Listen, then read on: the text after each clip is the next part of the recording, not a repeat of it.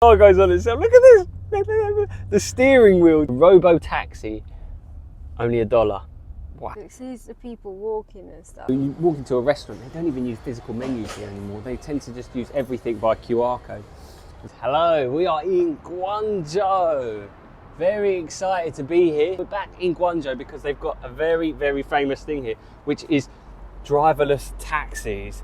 I'm super excited to Something you wanted to try for a while? I've not been able to find them anywhere. And here in Guangzhou, they have driverless taxis, but only in a particular area. So going to go check that out and finally get to see what the future looks like. Let me tell you, driverless taxis is a thing everyone's been talking about for a long old time. So actually being able to try one out is something I've been looking forward to. So being in a city like Guangzhou, I'm super, super excited to be doing a video like this today because I'm about to upgrade my equipment with something I'm very, very excited to be upgrading with the Insta360 GO 3S. Now this camera, look at this, look at the size of it. Well, guess what? It is the world's smallest 4K camera. Look at the size of that. Can you believe that is a 4K camera? And guess what? The beauty about this is not only can you attach it to yourself and get some of these POV shots, but also what's really fantastic about it is that it's waterproof as well. What we've got to do to clip it on is this. Hit play and off we go. I'm recording like that. And you can walk around. It's pretty impressive. I've been so excited about trying this out. It's because it's magnetic. It's like this, like that, and we've created a shot. Pat's actually been talking about this for so long, even from before we got it, because he always wanted to film like naturally, more naturally, like interactions and stuff like that, and you can't really do that if you've got a big camera pointed at people. We always find it so difficult. Always been so excited about using this camera. Right, and what you can also do is just put it back into its box, into its action camera mode. Look at that, and it looks like more of a traditional action camera now as well. So fantastic. So you've got a multitude of different ways that you can utilize it, and the screen flips around, so you can flip it out and have it like that. So I'm super excited to use it today for our driverless taxi day. So let's go check it out. First things first, we're gonna go get some breakfast. All right, so guys, in here in our complex here, we've got a really nice bakery bao place. Is it baos? Steam buns, steam room. What do you call this place anyway? Yeah, how do you call the place where you make baos, steam buns? This place is super cool. Okay. Yeah. Ni hao. Ni hao. Look at this. Very exciting. Wow. I think I want the colourful one again. Oh, they got the walnut. And what other ones? Should we try one of the brown ones? Or? Yeah, I got the brown one. Yeah. Whoa. Oh. Whoa. Let's try it. Eggy bread, wow. I picked this one because it's so pretty. It's got... Wow. It's like a very light jam. Like lightly sweet, but not too much.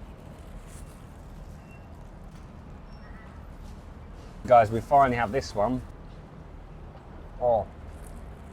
What the Chinese do is they don't have everything super sweet like we do in the West, so it's actually super good. Right, ready to go, Nashan? Yeah, let's go. It's a little country yard. So guys, right, we are getting in a DD to Nansha. Now Nansha is technically Guangzhou, but it's kind of not. It's very, very far. It is about 50 minutes. This is where all of the Robo taxis are. So we're gonna go check it out and have a little bit of a wander out into the sticks of Guangzhou. One of the most awkward things about being in China is when you get a car pull up, you go to get in and suddenly people are getting out and you're like, oh, give it a minute. Sometimes the DD app doesn't always tell you there's people in there or doing a drop-off. Sometimes it tells you it's doing a drop-off, sometimes it doesn't. Sometimes you can be a little bit surprised. And so yeah, very, very excited to get the opportunity to try out a robo taxi in Nansha. So we're going to go and see what it's like and what the future looks like here in China. So guys, Julia just made a really interesting point actually. She said taxi drivers not scared of these kind of robo taxis. Yeah, I mean, if that was my job, I would be a bit sketched out.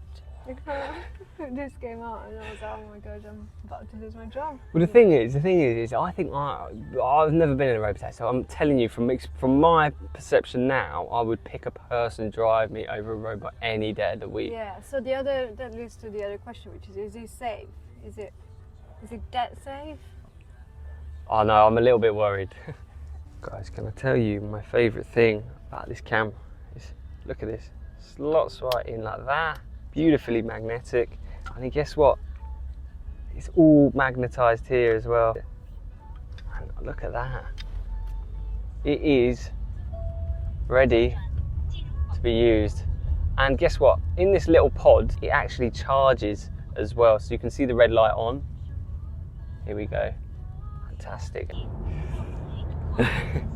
And so what you can see is it recognises my face.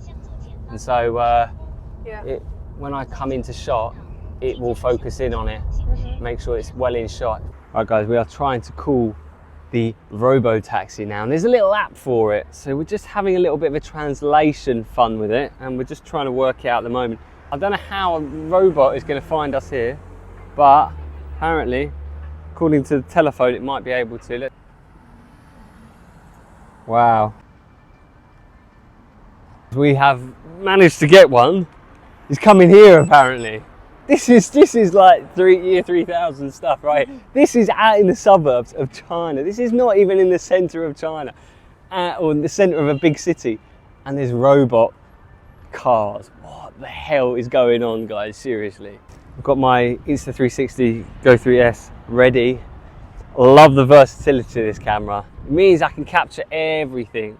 They seem like they're quite precautious, these cars. They don't rush themselves. I wonder if locals take these taxis, or if it's just a little bit of a gimmick at the moment, a little bit cheaper, because they seem to drive quite slowly. It's not this thing, is it? Maybe. Oh my lord. Oh my god. Is that it? I don't know. It seems like it's blocking traffic. I can't read the number plate. Number. How do you know which car it is? It must be that, because it's it must be that. And it's got this strange thing on top, like a little UFO. So this is it. Yeah. So someone just got out of it. So people do use it. Try and get in. Watch your feet. There is a little. Right, here we go.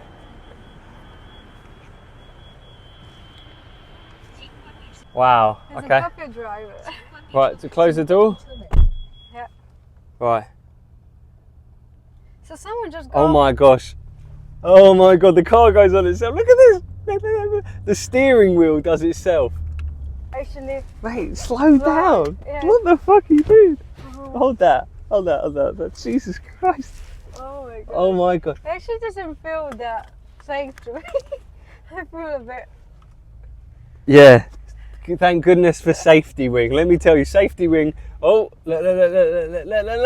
Oh my god. Look. Okay, so it does work, but it feels like if this was a person that would think the driver is not the best driver. No, it's making some slightly poor decisions so far, isn't it? It's very like scatty. It's very scatty. Oh, look, sudden stop because it saw someone at the. That's interesting. The pedestrian crossing, it started making a stop because it saw someone. Oh, is it? Right. Okay. So right. Getting off here. No. We're putting the pin code in. What was the pin code?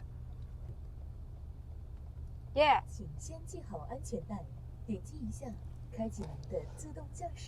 Alright, our ride has officially started now, I think. And then what does this say, Julia? Does it say start ride or something? Yeah, hit start the trip. Well done, Julia. Right, and off we go. Just like that. Look at that, guys.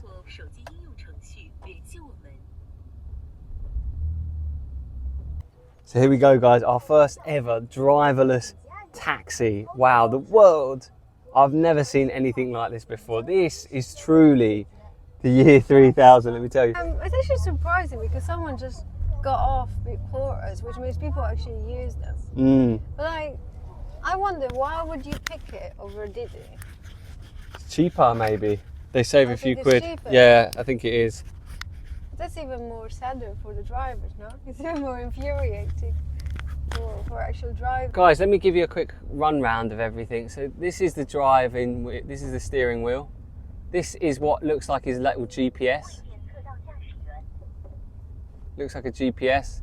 He's got all of the gear stick and stuff in front. And look, we're going on a main road here, to be fair.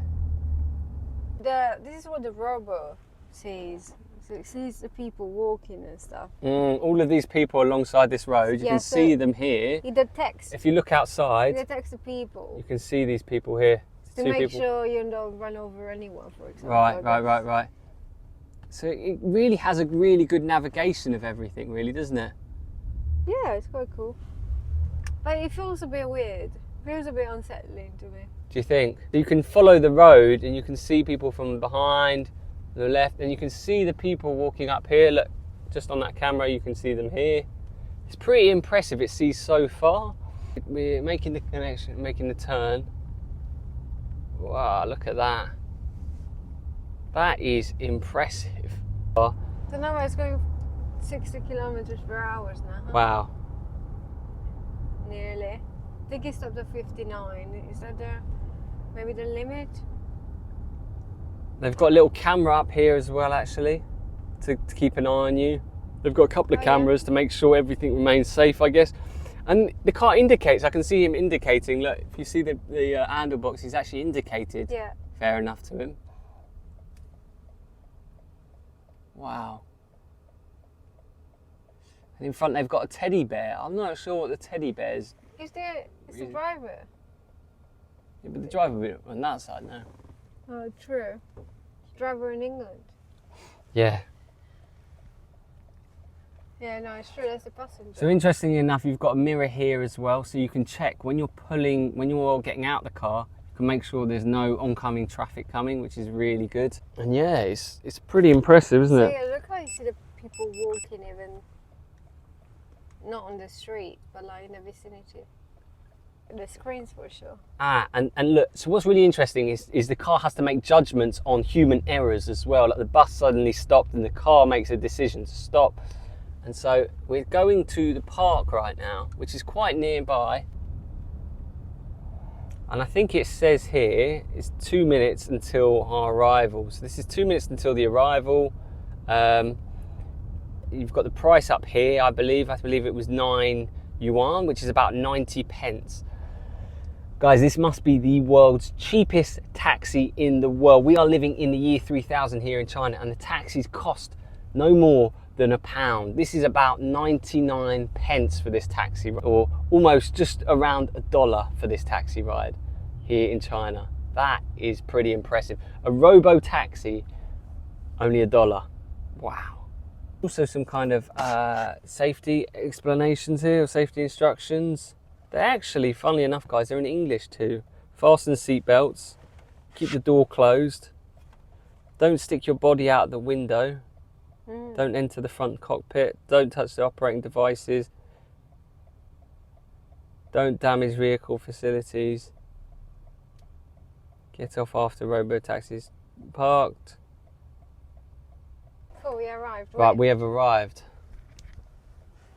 Arrived, yeah. Wow.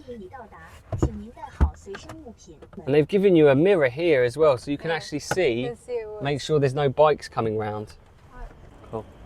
Shishi. And like that.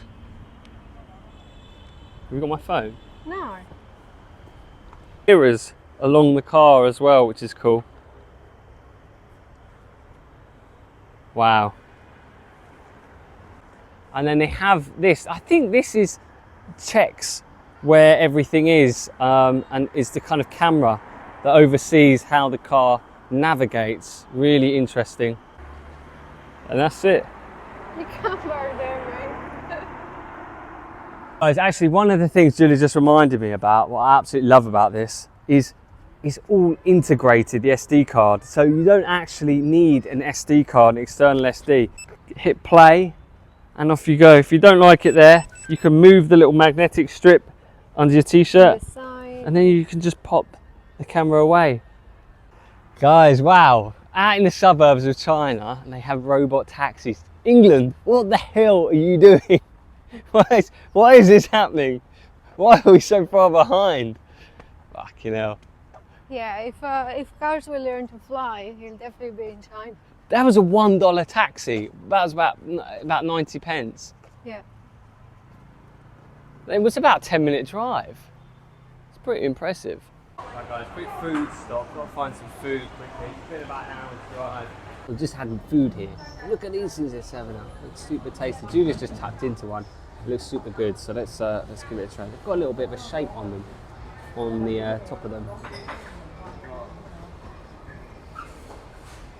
Mmm. Oh wow.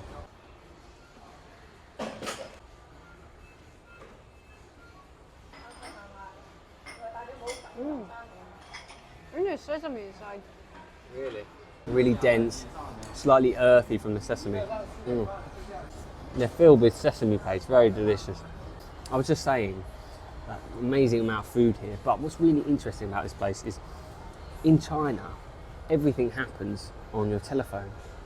So you walk into a restaurant, they don't even use physical menus here anymore. They tend to just use everything by QR code.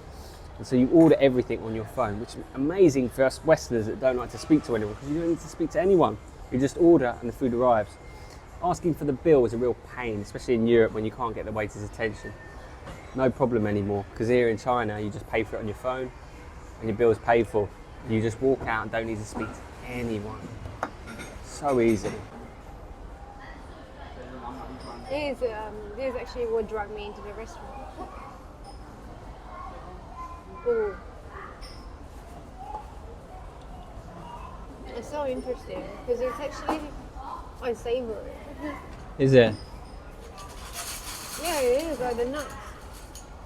The nuts feel like salted nuts. In China, even the toys and things are so futuristic. You know, mental. You know where I live, right? In England, right? They don't have anything like that. They have just. We still use coin machines and, you know, the little robotic machines that just move. Right, so guys, that was driverless taxis here in Guangzhou. Pretty impressive. Good experience. It's so much bumpy at times, so much smoother than I thought it would be, though. In the grand scheme of things, like it feels quite safe actually. Yeah, it does. You can't put it past human error though. If like humans are doing something wrong around you. Yeah, how is the machine going to react? I think it's a little bit scary for humans around it because, you know, a robot is like. Yeah, I wonder can you predict? The drivers, yeah. I mean, are humans more unreliable though? Are they more unpredictable than robots potentially? Yeah. Yeah, but that's the problem. Can the robot actually react quick enough to a human? Human error? Yeah. It's true. So if everyone's driving quite safely, obviously it's fine. Yeah. But what if like some human is like kind of acting erratically, driving a bit mental? What does the machine do? Can it react quick enough? So totally true. Yeah. I don't know.